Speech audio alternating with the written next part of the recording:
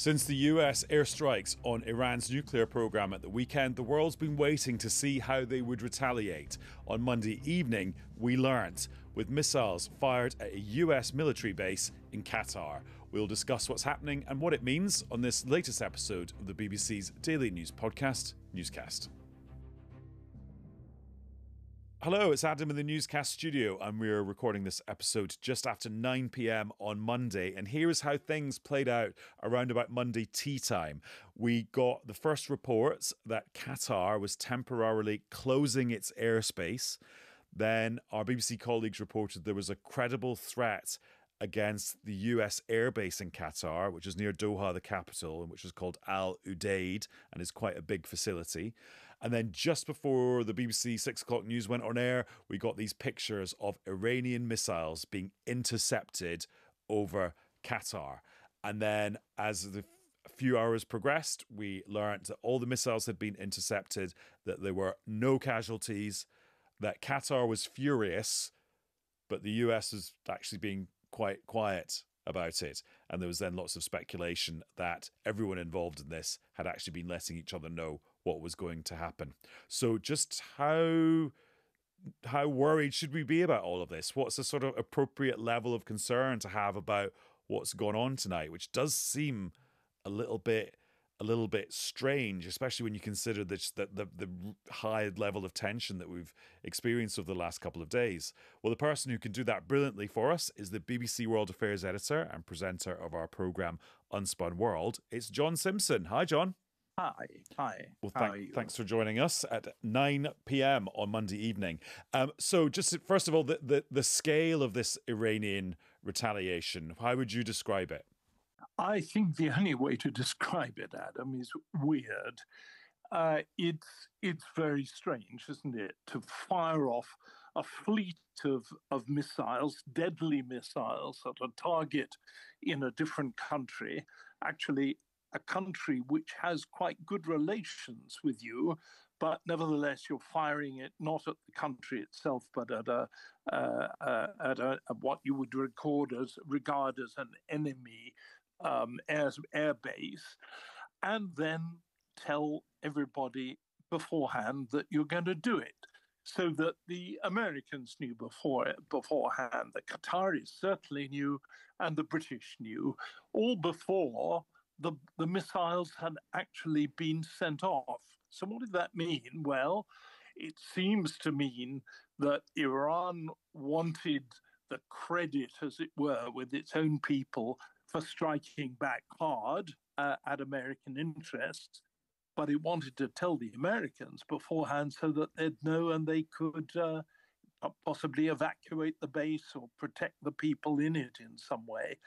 Very strange. I think I can't remember a sort of ballet like that in recent modern affairs. Yeah, and it does look like the Americans moved quite a lot of their equipment and personnel out of that base a couple of days ago, which suggests, that the warning was given quite far in advance. And of course, the reason the UK would have been told was because there's some British personnel and British kit there as well. Yes, there have been. As I understand it, there weren't any when the Iranian missiles came over this evening. So, what kind of war is it when you tell the other side some time before what you're going to do? Did the Americans tell the Iranians that they were going to bomb Fordo, the nuclear plant there? No, they didn't, because that's not what you do in a usual kind of war. But that is what Iran did this time. What do we deduce from it? Well, we deduce that they wanted to go through the motions, but they were hoping, at any rate, that the Americans would say, all right, we'll let you off this time because you haven't actually done any damage to our people.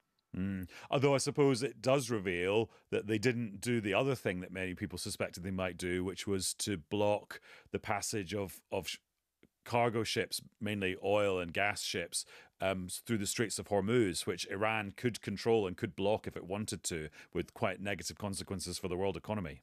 Absolutely, if it wanted to. I think those are the key words.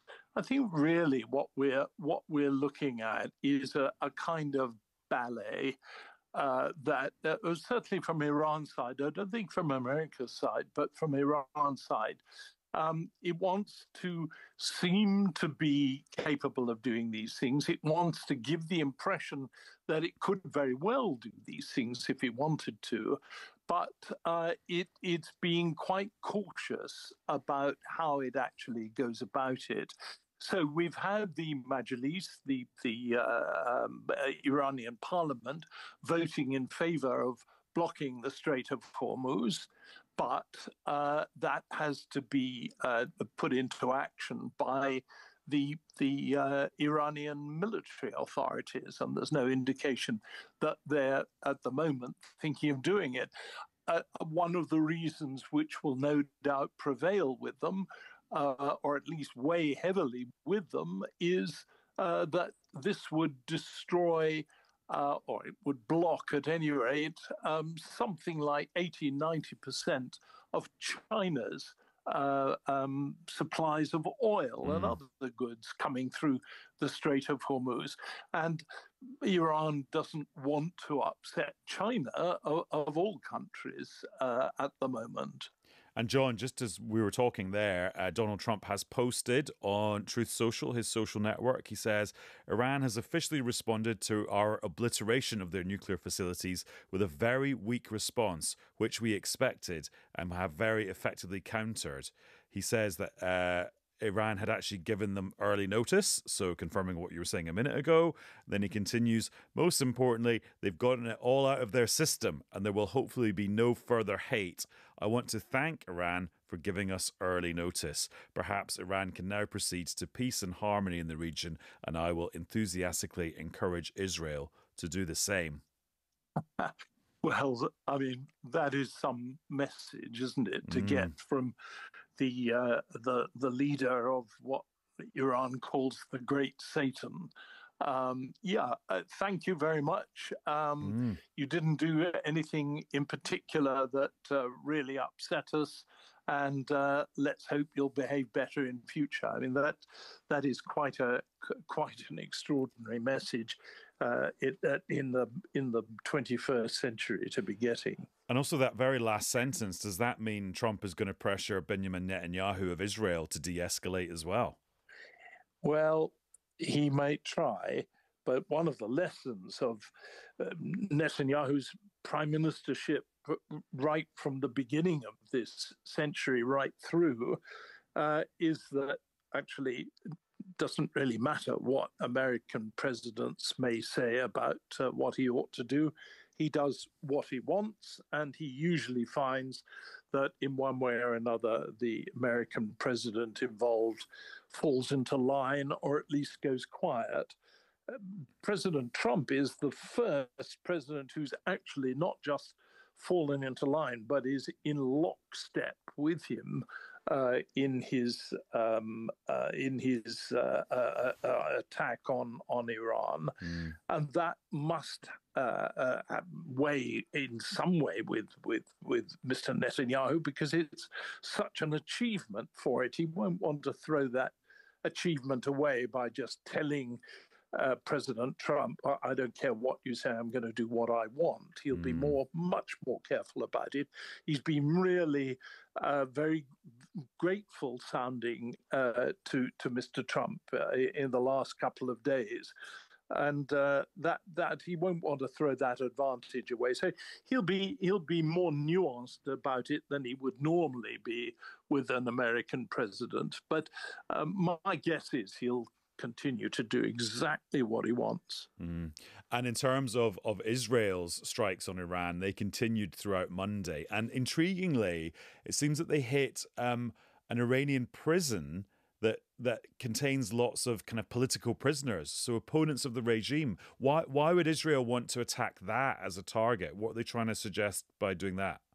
Well, I've been to Evin prison. It's a terrifying, awful place. It isn't only for political prisoners. A lot of other prisoners there, at least there were when I visited it. but it is a place of great fear and loathing. We don't know what damage the bombs did. I saw one indication that it had blown the main doors off. I can't quite think how that would be, given the way that the prison is built and situated. But maybe something like that is true. Maybe it was more of a kind of sign to the regime to say, we don't like this prison. It's an affront to international humanity. You must do something about it, rather than actually killing anybody there. That's pure speculation on my part. I mean, you can't know unless you see these things. And I'm intrigued about you talking about going and filming in that prison in the past. And it just makes me think, you have covered the Iranian regime, well, basically its whole existence since the revolution in 1979. I just wonder, with all your knowledge and all your experience of how they behave, what's your take on just how they have acted in the last 10 days or so? Well, it looks to me as though they've acted with a surprising degree of nervousness and fear. How much that is the supreme leader, Ali Khamenei, who seems to be kind of locked away in some sort of safe place where the Israeli and American bombs can't reach him, how much that is him on his own, rather kind of tending to lose it. I mean, a lot of the opposition people in Iran saying that he has lost it, that he's been asking for mercy. I've no idea whether that's true, but that's certainly what's being said. Or how much it's a kind of a policy of the leadership. I think we must assume that the Islamic Republic is largely without leadership at the moment. There is certainly, I'm led to believe, a strong movement among other leaders to say, let's replace Khamenei with one of our own, and let's move on and try to turn the chapter from this, trying to turn the page from this difficult chapter. And I suspect that will be something like that may well be happening. I mean, when I look back, you're right. I mean, I was there on the day that the Islamic Republic was founded in 1979. I don't think anybody would have been able to persuade me that it would still be in force nearly 50 years later. It never had that sense of permanence and stability about it, and it's got even less of that now. And also, it has morphed, because the early years it wasn't quite as theocratic as it ended up being from my reading of the history books, and in fact some of your books. Well, but that, I was right about that anyway. Yeah, no, it definitely. was less intensely theocratic because there were so many different kind of movements and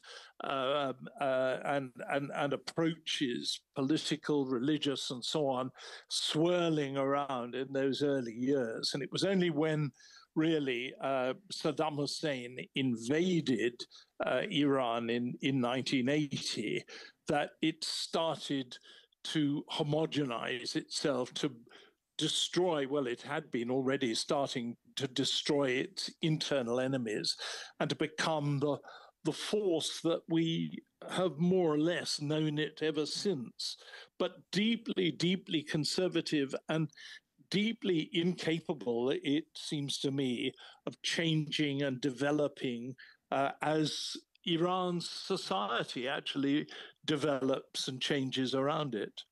Oh, and John, another post from President Trump, all in capitals, and it's quite an extraordinary one again, saying, "Congratulations, world, it's time for peace."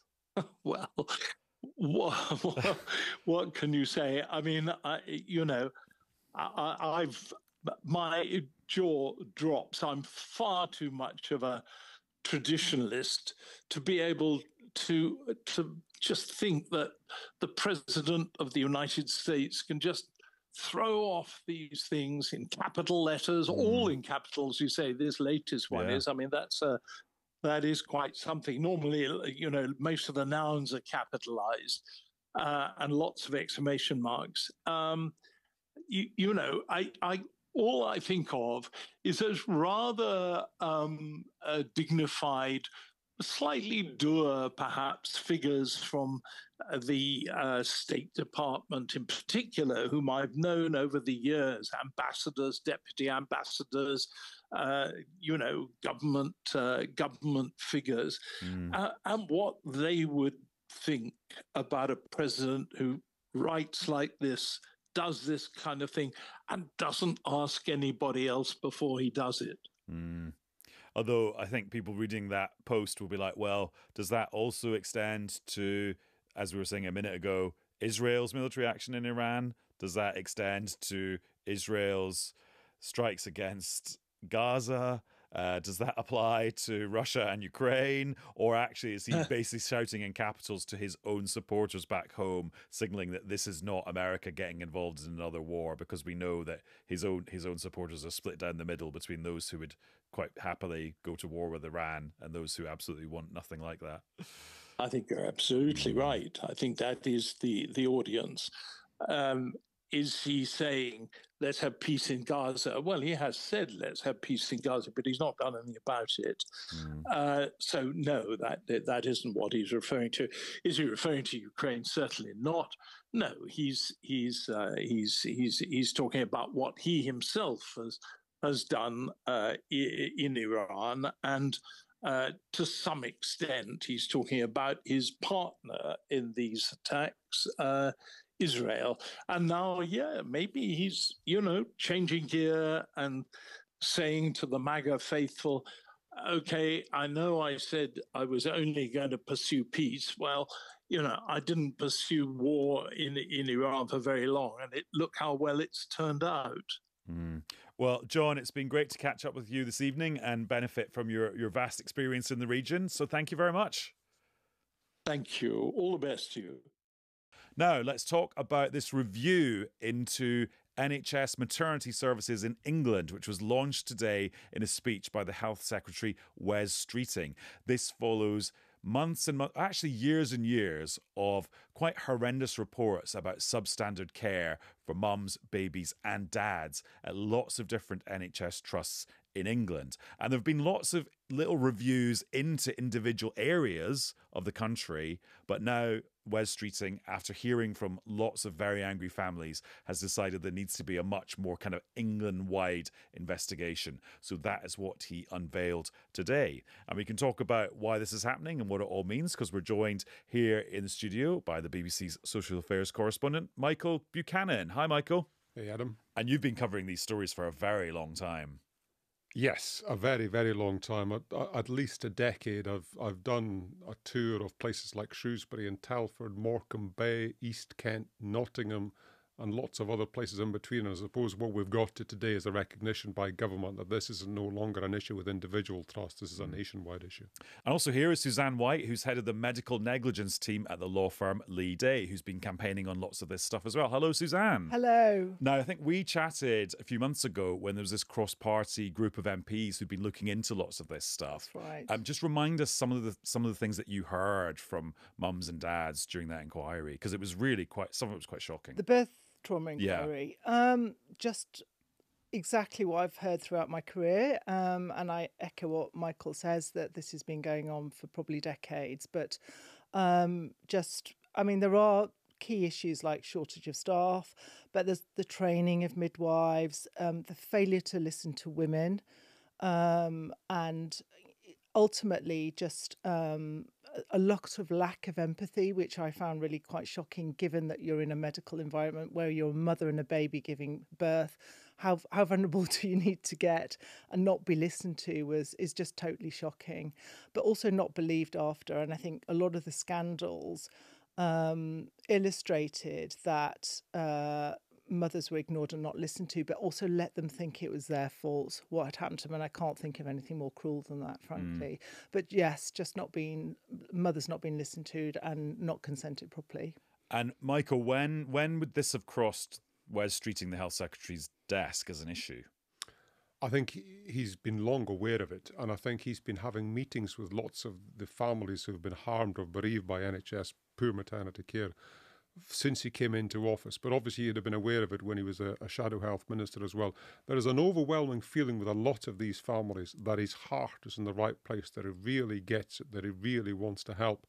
And what they have been doing, I suppose, over the last little while is pressurising him, they would say helping him as well, to try and get to the right place, because they think essentially that what they term the health blob, these are sort of organisations like NHS England, the Department of Health, the Care Quality Commission, the NHS Trust themselves, they believe that they are quite resistant to improving care because it's hard work, it's reputationally damaging. And I think where they believe they've got to now is that there's a recognition within the Department of Health, at least, that you can no longer tell families what you're going to do. You have to work with them. And that's been really clear over the past week or so. It's fair to say that the speech that Mr. Streeting gave today was not the speech that I was told he was going to give a week ago. Oh, really? He came forward to these families that he was been meeting, particularly over the past week. These are families who've been harmed in Nottingham and Shrewsbury and Telford and Leeds, for instance. And he came forward and he had a set of proposals with them. Now, these proposals in broad terms were a repeat of doing stuff that had gone before. So it was things like getting good trusts to buddy up with poor trusts and getting them to tell them what to do, to try a scheme that NHS England run called the Maternity Improvement Programme, which has been proven to not work previously. Right. So if you just take one example of that, for instance, the buddying example, up until last Friday, Leeds Teaching Hospitals was rated for its maternity care by the CQC as good. The second highest commission, yeah. The Care Quality Commission, the second highest ranking you can get. So under this system, Leeds could well have gone into some trust that's rated lower and said, this is how you get better care. But on Friday, there's a damning report into its care is now rated as inadequate. Right. And the body that's charged with making these decisions, the Care Quality Commission, is, in Wes Streeting's view himself, it is dysfunctional and failing. So you had a body that's viewed as being failing by the government, in charge of deciding what a good trust was, and then going into another trust and telling them what to do. And these are the kind of solutions that the NHS and the health service in broad terms comes up with. And the families were saying, we're not having that. So, Suzanne, does it seem that actually what Wes Streeting announced today has got more oomph to it than maybe he would have been thinking about last week before he met all the families again? I think so, because the first thing that needs to be done is to listen to families, and they have been ignored for a very long time because they've suffered the loss. They've been party to what's the avoidable harm that's happened. And the most heartbreaking for me is saying, they say, please make sure, Suzanne, that this doesn't happen to another family. And it is heartbreaking for me to say, I can't reassure you. But I do think that Wes has grabbed it with both hands and looked at it. And I think he has listened to the families. I get the tone from some of the families I speak to that they feel a bit more reassured about it, and real patient campaigners like James Titcombe, I had to look on Twitter today, seems to be happier about it. So I think he has touched those families, and I am more optimistic because as Michael says, this is not a trust here, a trust there. This is a nationwide problem. The trusts are not communicating with what's going wrong. Nobody's learning lessons, and everybody's just digging their head into the sand and saying this is a one-off problem that we just need to deal with. It's not. It's nationwide. It's a total scandal, and we cannot have it anymore. So, Michael, just make it really clear then what this inquiry's going to look like, because we've been talking about a lot of different inquiries into a lot of different things the last few months in this country. What's this one? So this is a rapid investigation. That's the phrase that Wes Streeting himself used. And what it's basically going to do, he says, is going to have two strands to it. There's going to be reviews into the 10 worst performing trusts. Which trusts they are, he hasn't outlined yet.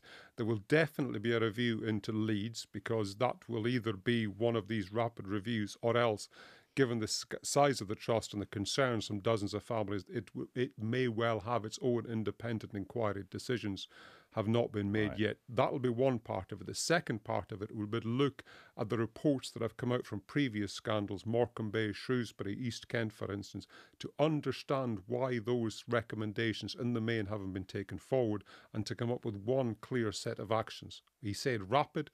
He wants the terms of reference, the personnel to be announced by the end of July, with the review reporting by the end of December. I'm getting confused about what's been looked at and what's not been looked at, because didn't Donna Ockenden, the very respected maternal health professor, do a big review of this stuff? I remember that being in the headlines. Yes. In Nottingham. She's in Nottingham at the moment, which has now become the biggest maternity inquiry in the history of the NHS. Around 2,500 cases have been examined. She's already carried out a review into Shrewsbury and Telford. There's been a couple of other independent reviews carried into East Kent and Morecambe Bay. They were done by a separate individual called Bill Kirkup. Yes. And so basically Donna Ockenden's become kind of like the guru on this subject, Well, but she's never been able to have like a bird's eye view of the whole NHS in England. Bill Kirkham did, as Michael was saying, and then Donna's been, she's a midwife by profession, and she's been looking into these other trusts as well, and Nottingham is what she's been looking at, and that was supposed to be over and done within, I think, probably a year. She's over 2 years into it because more cases are coming forward. I've got cases, they are utterly heartbreaking. But yeah, she's not had that overall look at what is going on nationally in maternity, how the NHS joins up, learns from mistakes, improves and listens to families and improves, the quality of care. It's just not happening. The same things are happening over and over again.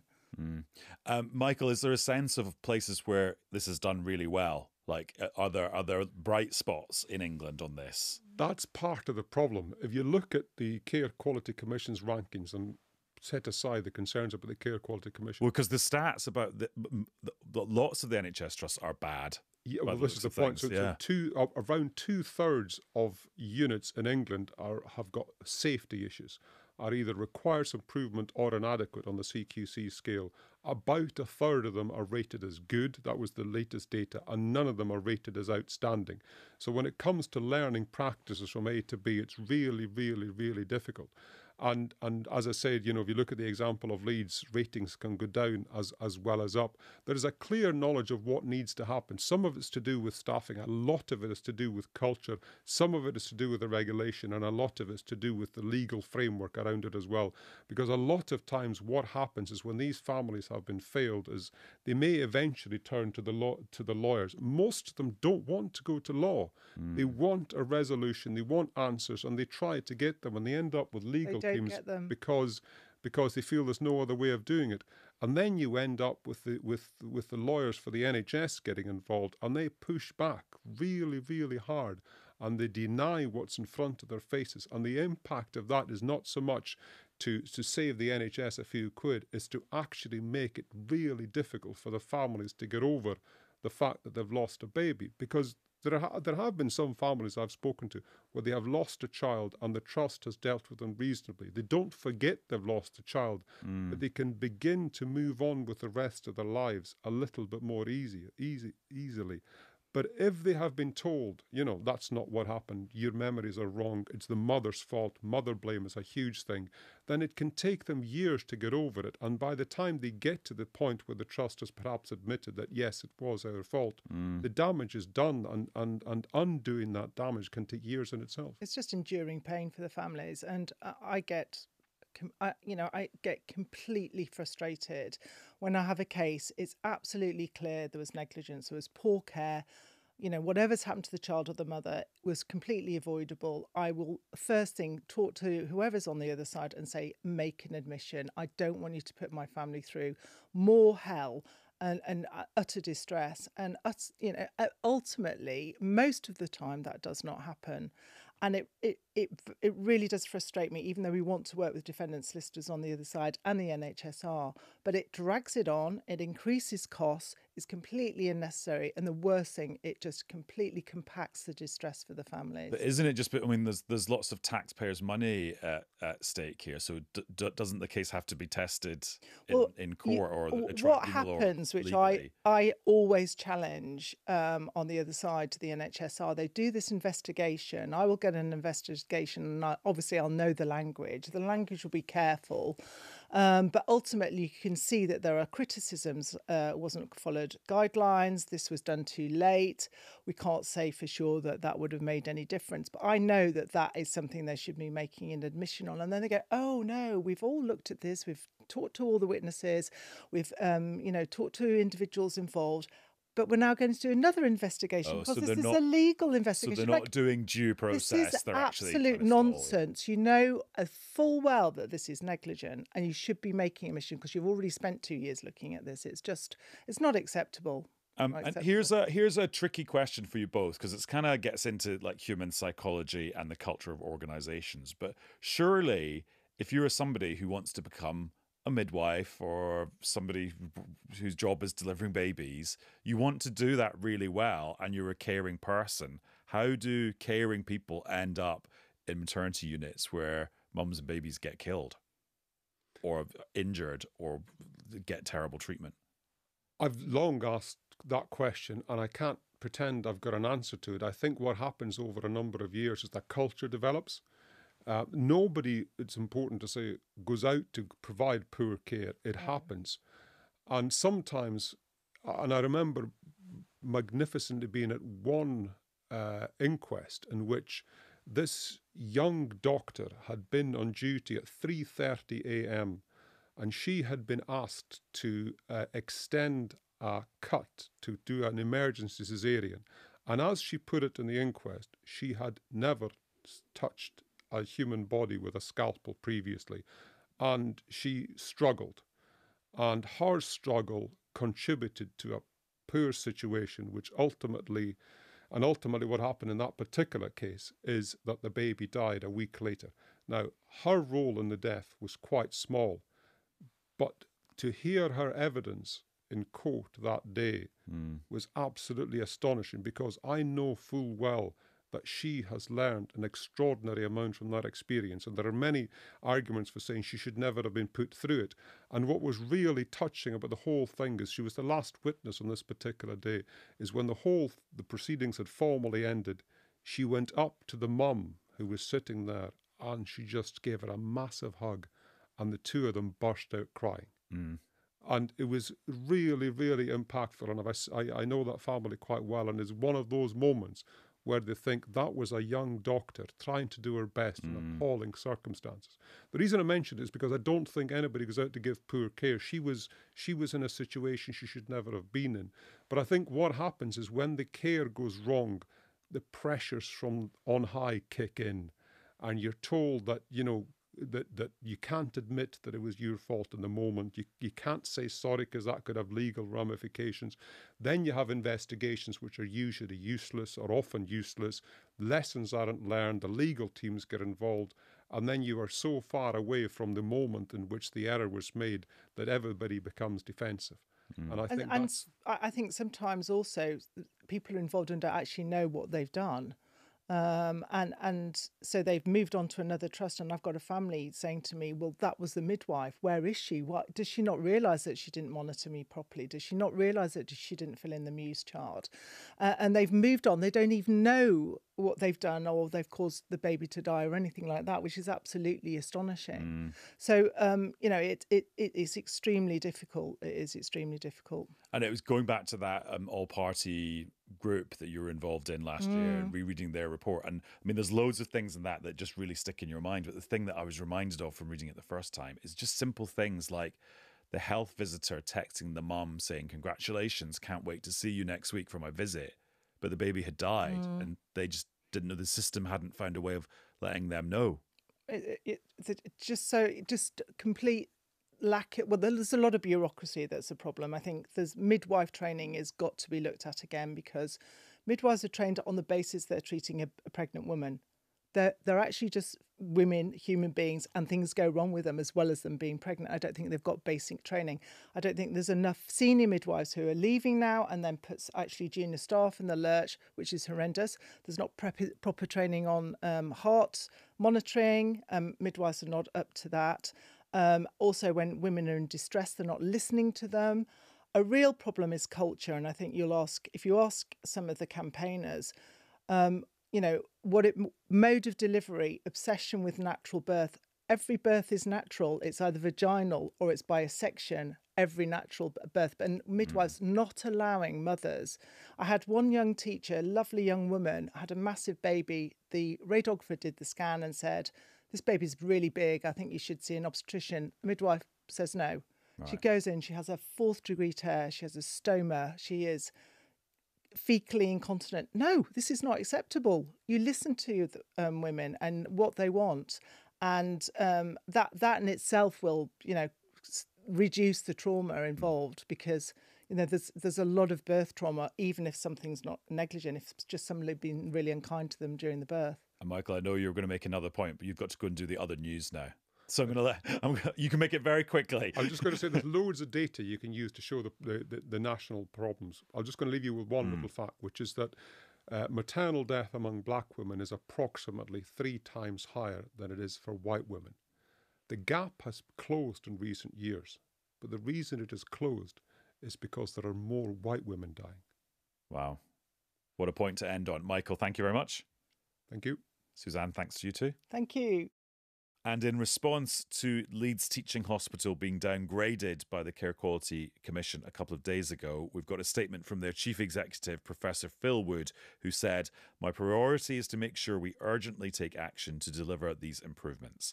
The Trust is committed to providing safe, compassionate care," he added, and he has already started making improvements, including in recruitment and addressing concerns around culture. And then he concluded, "We deliver more than 8,500 babies each year, and the vast majority of those are safe and positive experiences. But we recognise that's not the experience of all families." And that's all for this episode of Newscast. A little reminder that you can subscribe to us if you never want to miss an episode. Go to BBC Sounds, hit subscribe, and then if you turn on your notifications on your device for BBC Sounds, you'll get a buzz or a ping when we've finished recording an episode that's ready for you to listen to. Just like we have done now, because that's the end of this episode of Newscast. Bye-bye.